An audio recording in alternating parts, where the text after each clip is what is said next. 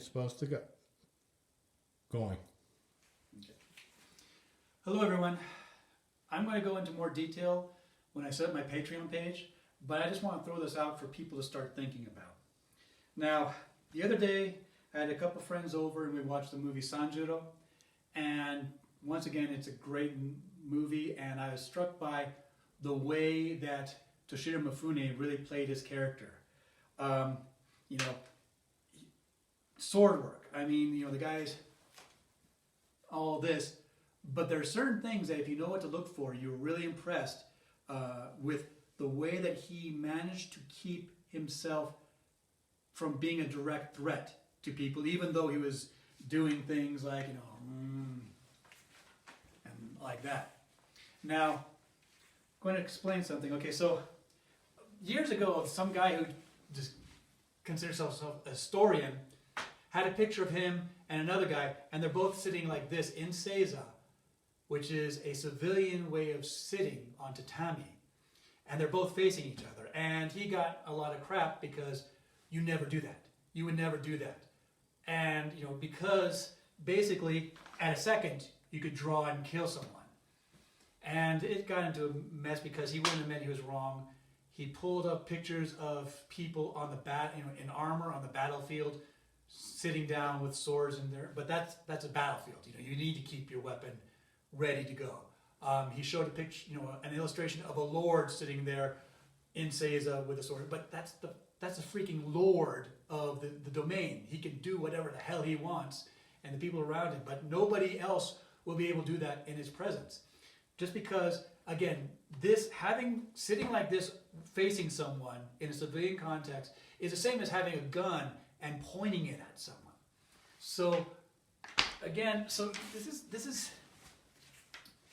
So, I just want people to watch Sanjuro and just watch.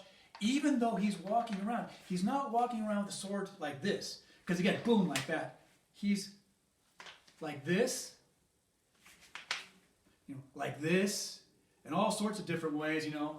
But the common denominator is that it would take him a half second or more to move the sword and give warning that he's about to draw and slice someone down. And if you've ever seen the movie, he could do that pretty damn fast when it's all set up.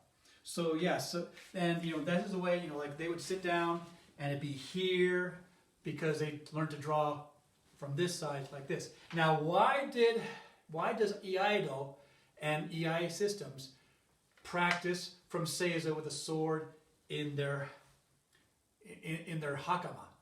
Well, the theory explanation is basically it's different from school to school, but first of all, most times they would practice inside. And if they started from here, instead of like, you know, walking, they were less likely to leave marks in the ceiling. Secondly, it is very good to build up the legs going from here rather than just start from up here. So you were also training your legs. So it wasn't something that they did not learn to actually draw from here because they would not sit like this in a social situation. But it was a good way to practice, you know, Japanese rooms are basically like rabbit hutches in terms of like, you know, space above your head. So it was safe to practice like this, and it also built up the leg. That's why they did it, not because they were actually going to sit like that. And if you need an excuse, you could study this matter, watch Sanjuro, your library might have the DVD, and just watched and just noticed as he's walking around. He's wild with the way he carries the sword. I mean, he's walking around, boom, boom,